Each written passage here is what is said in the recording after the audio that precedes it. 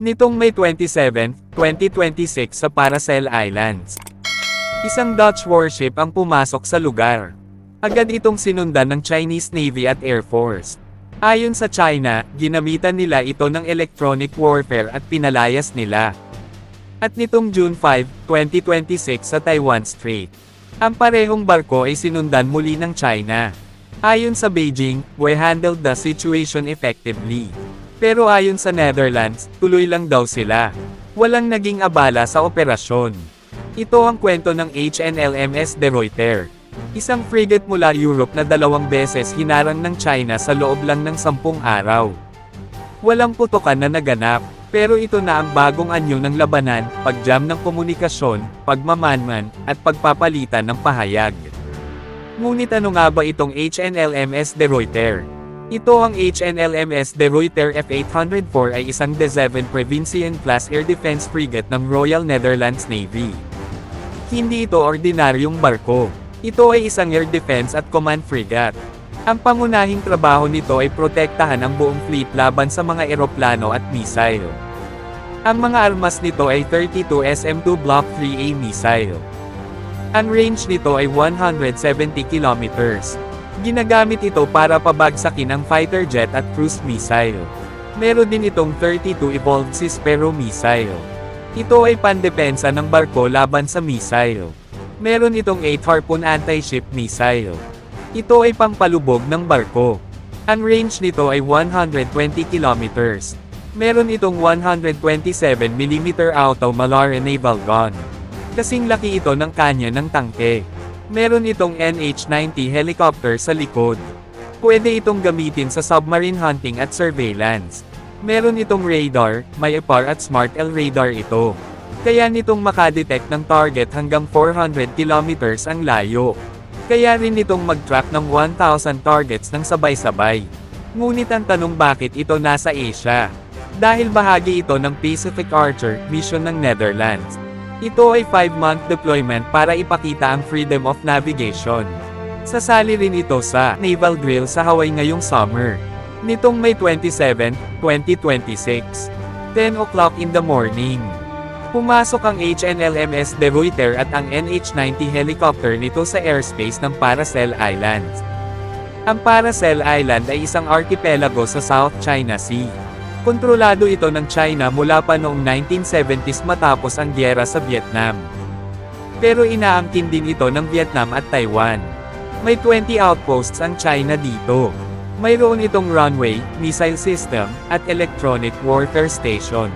Ibig sabihin, kaya nilang guluhin ang radar at radio ng mga dumadaang barko. Ayon sa China, ang Dutch frigate ay illegal na pumasok. Kaya nagpadala sila ng naval at air forces.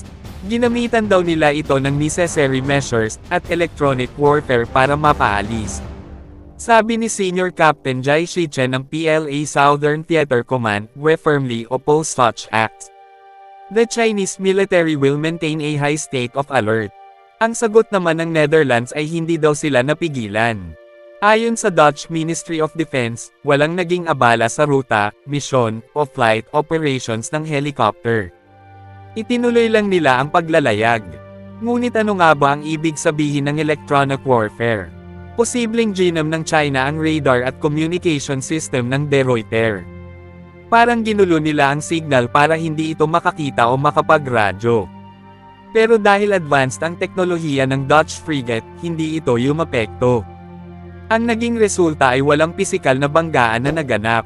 Pero ito ang unang beses na hayagang inamin ng China na gumamit sila ng electronic warfare laban sa isang European warship.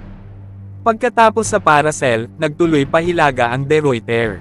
Nitong June 5, 2026, pumasok ang Dutch frigate sa Taiwan Strait. Ang Taiwan Strait, ito ay 180 kilometers lang ang lapad. Ito ang pagitan ng China at Taiwan. Ayon sa China, territorial waters namin ito. Ayon sa US at EU, international waters ito. Ayon sa PLA Eastern Theater Command, nagpadala sila ng naval at air assets para i-track at i-monitor ang De Ruyter. Sabi ni spokesperson Xu Chenghuak, we handled the situation effectively. Nagbabala ang China na forces of the PLA etc. will stay on high alert at all times and resolutely safeguard China's sovereignty and security. Ayon sa pahayag ng Netherlands, dumaan lamang sila doon para sa diplomatic, security, at economic reasons. Alinsunod ito sa international law. Ngunit ang ginawa ng China ay minanmanan nila ito. Sinundan nila ang barko mula sa malayo. Walang hinarang. Walang radio challenge na narinig sa publiko.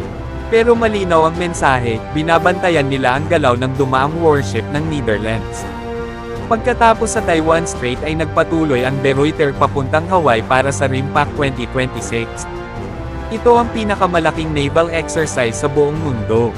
Ang tanong ay bakit naging mainit ang insidenteng ito kahit walang putukan na naganap? Una, hindi na US lang ang involved. Dati, US Navy lang ang dumadaan sa Taiwan Strait at South China Sea para sa freedom of navigation. Ngayon, pati mga European Navy tulad ng Netherlands, France, at UK ay gumagawa na rin nito.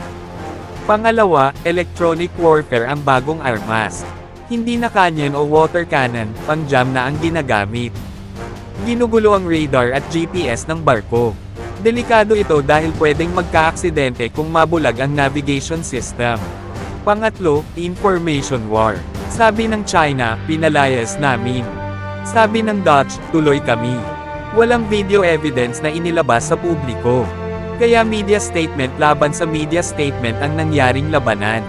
Pang-apat, test ng resolve. Sinubukan ng China kung atras ang European warship.